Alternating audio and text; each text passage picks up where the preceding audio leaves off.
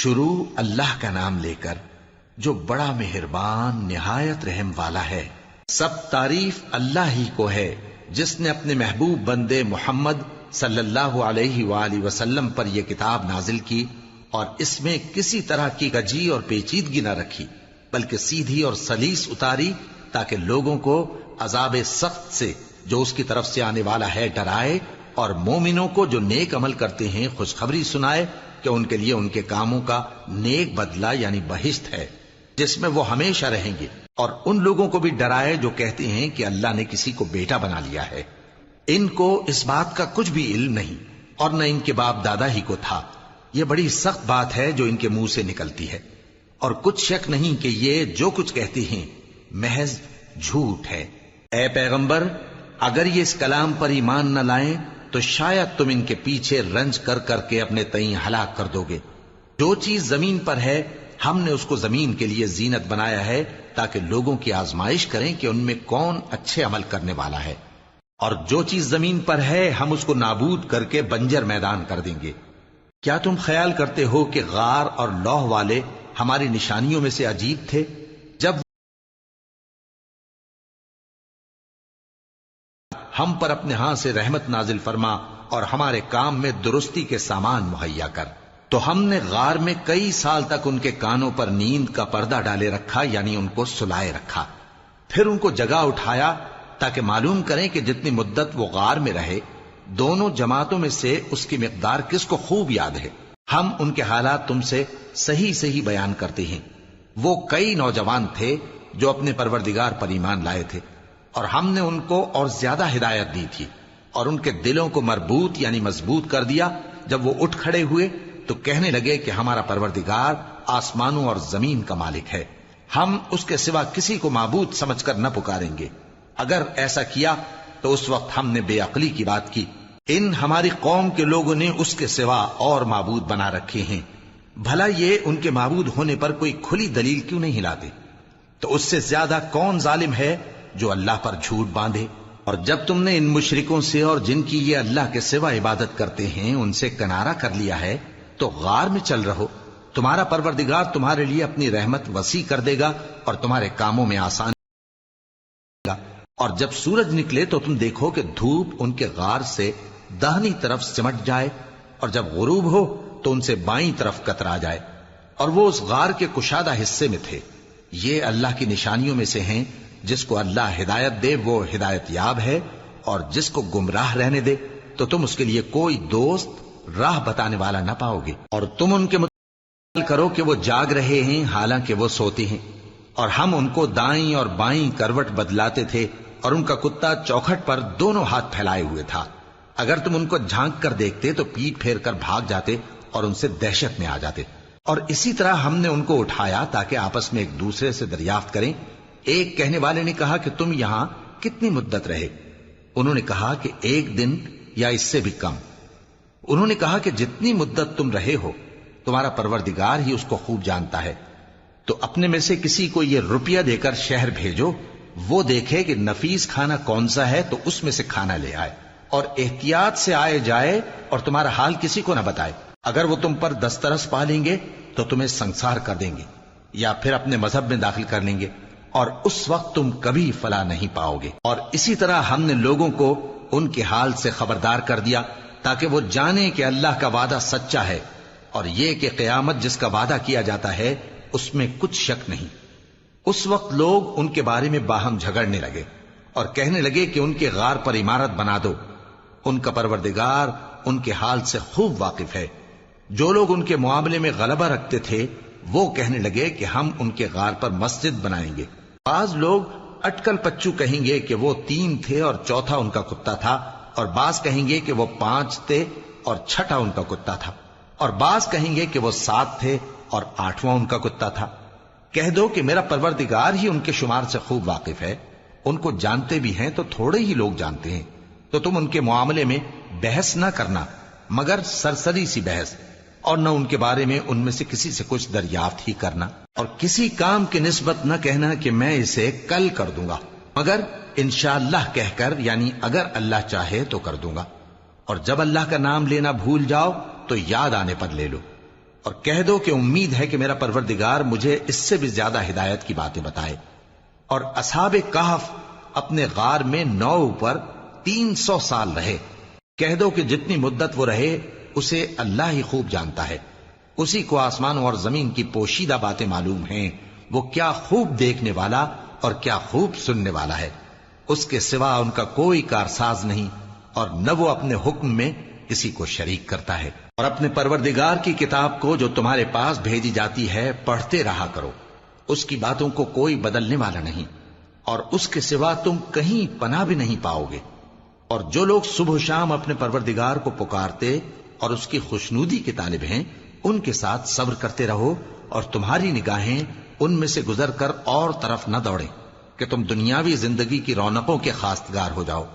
اور جس شخص کے دل کو ہم نے اپنی یاد سے غافل کر دیا ہے اور وہ اپنی خواہش کی پیروی کرتا ہے اور اس کا کام حد سے بڑھ گیا ہے، اس کا کہا نہ ماننا۔ اور کہہ دو کہ لوگوں، یہ قرآن تمہارے پروردگار کی طرف سے برحق ہے، تو جو چاہے ایمان لائے اور جو چاہے کافر رہے۔ ہم نے ظالموں کے لیے دوزخ کی آگ تیار کر رکھی ہے جس کی قناتیں ان کو گھیر رہی ہوں گی، اور اگر فریاد کریں گے تو ایسے کھولتے ہوئے پانی سے ان کی داد رسی کی جائے گی جو پگھلے ہوئے تانبے کی طرح گرم ہوگا، اور جو ان کے چہروں کو بھون ڈالے گا۔ ان کے پینے کا پانی بھی برا اور آرام گاہ بھی بری۔ اور جو ایمان لائے اور کام بھی نیک کرتے رہے تو ہم نیک کام کرنے والوں کا اجر ضائع نہیں کرتے۔ ایسے لوگوں کے لیے ہمیشہ رہنے کے باغ ہیں جن میں ان کے محلوں کے نیچے نہریں بہ رہی ہیں، ان کو وہاں سونے کے کنگن پہنائے جائیں گے، اور وہ باریک دیبا اور اطلس کے سبز کپڑے پہنا کریں گے، اور تختوں پر تکیے لگا کر بیٹھا کریں گے۔ کیا خوب بدلہ اور کیا خوب آرام گاہ ہے۔ اور ان سے 2 شخصوں کا حال بیان کرو جن میں سے ایک کو ہم نے انگور کے 2 باغ عنایت کیے تھے اور ان کے گردا گرد کھجوروں کے درخت لگا دیے تھے، اور ان کے درمیان کھیتی پیدا کر دی تھی۔ دونوں باغ کثرت سے پھل لاتے اور اس کی پیداوار میں کسی طرح کی کمی نہ ہوتی، اور دونوں میں ہم نے ایک نہر بھی جاری کر رکھی تھی۔ اور تو ایک دن جبکہ وہ اپنے دوست سے باتیں کر رہا تھا، کہنے لگا کہ میں تم سے مال و دولت میں بھی زیادہ ہوں اور جتھے اور جماعت کے لحاظ سے بھی زیادہ عزت والا ہوں، اور ایسی شیخیوں سے اپنے حق میں ظلم کرتا ہوا اپنے باغ میں داخل ہوا۔ کہنے لگا کہ میں نہیں خیال کرتا کہ یہ باغ کبھی تباہ ہو، اور نہ خیال کرتا ہوں کہ قیامت برپا ہو، اور اگر میں اپنے پروردگار کی طرف لوٹایا بھی جاؤں تو وہاں ضرور اس سے اچھی جگہ پاؤں گا۔ تو اس کا دوست جو اس سے گفتگو کر رہا تھا کہنے لگا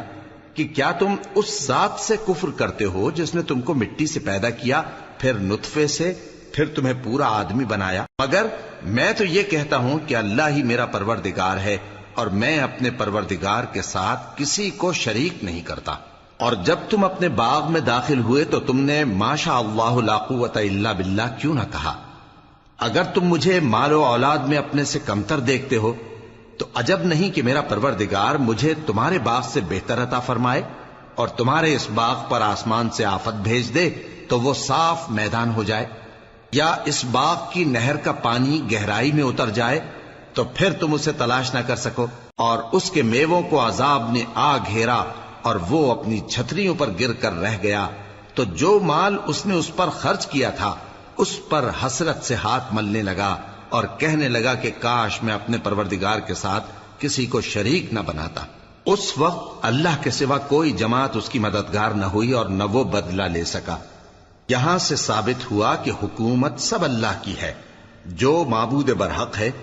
وہی بہترین ثواب عطا کرنے والا اور بہترین انجام لانے والا ہے۔ اور ان سے دنیا کی زندگی کی مثال بھی بیان کر دو کہ وہ ایسی ہے جیسے پانی جسے ہم نے آسمان سے برسایا تو اس کے ساتھ زمین کی پیداوار مل کر نکلی، پھر وہ چورا چورا ہو گئی کہ ہوائیں اسے اڑاتی پھرتی ہیں، اور اللہ تو ہر چیز پر قدرت رکھتا ہے۔ مال اور بیٹے تو دنیا کی زندگی کی رونق و زینت ہیں، اور نیکیاں جو باقی رہنے والی ہیں وہ ثواب کے لحاظ سے تمہارے پروردگار کے ہاں بہت اچھی اور امید کے لحاظ سے بہت بہتر ہیں۔ اور جس دن ہم پہاڑوں کو چلائیں گے اور تم زمین کو صاف میدان دیکھو گے، اور ان لوگوں کو ہم جمع کر لیں گے تو ان میں سے کسی کو بھی نہیں چھوڑیں گے، اور سب تمہارے پروردگار کے سامنے صف باندھ کر لائے جائیں گے،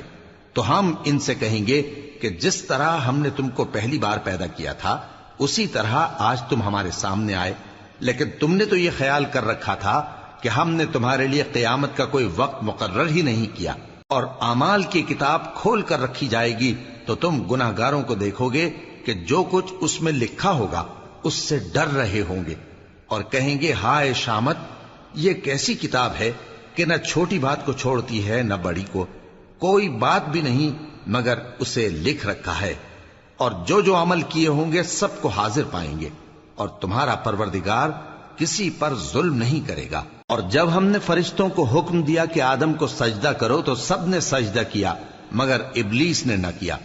وہ جنات میں سے تھا تو اپنے پروردگار کے حکم سے باہر ہو گیا۔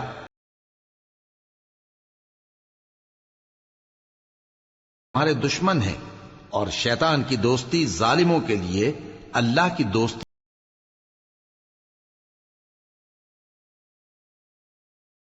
اور نہ خود ان کے پیدا کرنے کے وقت، اور میں ایسا نہ تھا کہ گمراہ کرنے والوں کو مددگار بناتا۔ اور جس دن اللہ فرمائے گا کہ اب میرے شریکوں کو جن کی نسبت تم معبود ہونے کا گمان رکھتے تھے بلاؤ، تو وہ ان کو بلائیں گے مگر وہ ان کو کچھ جواب نہ دیں گے، اور ہم ان کے درمیان ہلاکت کی ایک جگہ بنا دیں گے، اور گناہگار لوگ دوزخ کو دیکھیں گے تو یقین کر لیں گے کہ وہ اس میں پڑنے والے ہیں، اور اس سے بچنے کا کوئی راستہ نہ پائیں گے۔ اور ہم نے اس قرآن میں لوگوں کے سمجھانے کے لیے طرح طرح کی مثالیں بیان فرمائی ہیں، لیکن انسان سب چیزوں سے بڑھ کر جھگڑالو ہے، اور لوگوں کے پاس جب ہدایت آ گئی تو ان کو کس چیز نے منع کیا کہ ایمان لائیں اور اپنے پروردگار سے بخشش مانگیں، بجز اس کے کہ اس بات کے منتظر ہوں کہ انہیں بھی پہلوں کا سا معاملہ پیش آئے یا ان پر عذاب سامنے سے آ جائے۔ اور ہم جو پیغمبروں کو بھیجا کرتے ہیں تو صرف اس لیے کہ لوگوں کو اللہ کی نعمتوں کی خوشخبریاں سنائیں اور عذاب سے ڈرائیں، اور جو کافر ہیں وہ باطل کی مدد سے جھگڑا کرتے ہیں تاکہ اس سے حق کو پھسلا دیں، اور انہوں نے ہماری آیتوں کو اور جس چیز سے ان کو ڈرایا جاتا ہے اسے ہنسی بنا لیا ہے۔ اور اس سے بڑھ کر ظالم کون، جس کو اس کے پروردگار کی آیات کے ذریعے سمجھایا گیا تو اس نے ان سے منہ پھیر لیا، اور جو اعمال وہ آگے کر چکا اس کو بھول گیا۔ ہم نے ان کے دلوں پر پردے ڈال دیے کہ اسے سمجھ نہ سکیں، اور کانوں میں ثقل پیدا کر دیا ہے کہ سن نہ سکیں،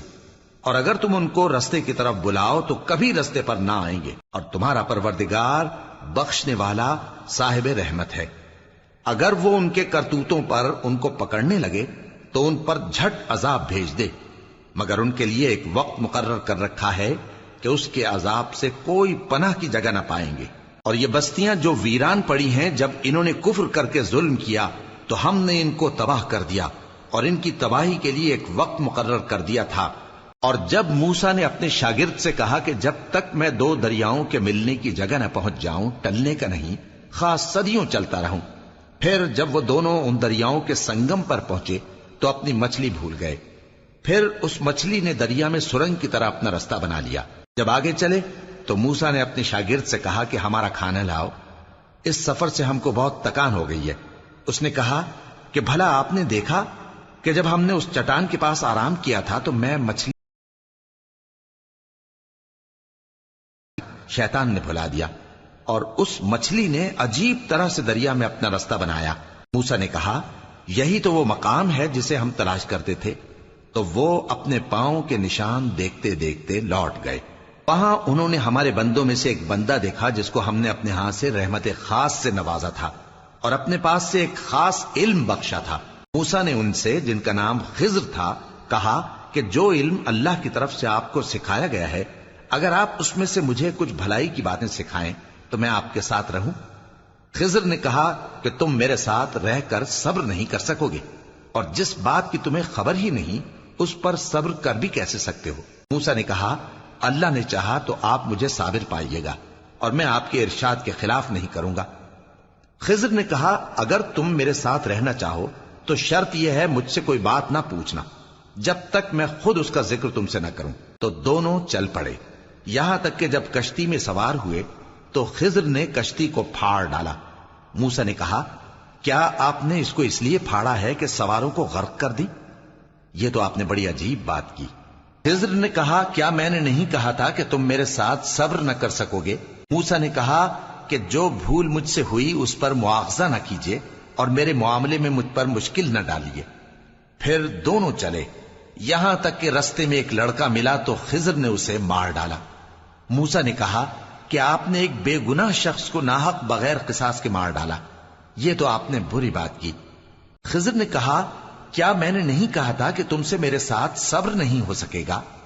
انہوں نے کہا کہ اگر میں اس کے بعد پھر کوئی بات پوچھوں یعنی اعتراض کروں تو مجھے اپنے ساتھ نہ رکھیے گا کہ آپ میری طرف سے عذر کے قبول کرنے میں حد کو پہنچ گئے ہیں۔ پھر دونوں چلے، یہاں تک